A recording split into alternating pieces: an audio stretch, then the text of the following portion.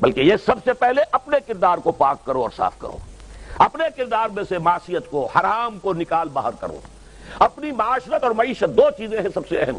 ایک ہے آپ کی معاش کہاں سے کما رہے ہیں، اس میں کوئی حرام کا عنصر تو نہیں ہے، کوئی بینک سے رقم لے کر تو نہیں، آپ نے دکان بڑھا رکھی ہے، کاروبار اپنا پھیلا رکھا ہے، چمکا رکھا ہے، کارخانہ بنایا ہے، سود کے اوپر آپ نے قرض لیا ہوا ہے، بینک سے قرض لے کر آپ نے بلڈنگ بنا لی ہے۔ اگر یہ کام کیا تو آپ کی تو معیشت حرام کی ہو گئی، یا اور کوئی کام ہے، آپ غلط کام کر رہے ہیں۔ اب یہی جو منشیات کا دھندا ہے، کروڑوں اربوں کا معاملہ ہوتا ہے، جب کوئی پکڑی جاتی ہے تو آپ کہتے ہیں اتنے کروڑ کی ہیروئن پکڑی گئی، اتنے ارب ڈالر کی ہیروئن پکڑی گئی، ہوتا کہ نہیں؟ یہ تو دنیا کا سب سے بڑا کاروبار ہے اس وقت، لیکن حرام کاروبار ہے، جو کھا رہے ہیں حرام کھا رہے ہیں۔ تو پہلی بات یہ ہے کہ جب تک کہ اشخاص اور افراد، اس لیے کہ امت جو ہے وہ بنتی ہے اشخاص سے مل کر، امت آسمان سے تو نہیں آتی، لوگ مل جل کر ایک جماعت بناتے ہیں، مل جل کر ایک امت بنتی ہے۔ تو اب اگر جیسے کہ ایک فصیل ہے بڑی اور وہ اینٹوں سے بنی ہوئی ہے، تو اینٹیں پختہ ہوں گی تو فصیل پختہ ہے۔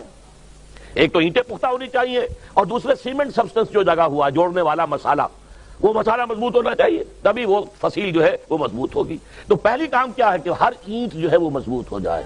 اللہ تعالیٰ نے فرمایا سورہ رعد میں، ان اللہ لا یغیر ما بقوم حتی یغیروا ما بانفسہم، کسی قوم کی حالت اللہ نہیں بدلتا جب تک کہ وہ اپنے اندر اپنے نفس کی حالت کو نہیں بدلیں گے۔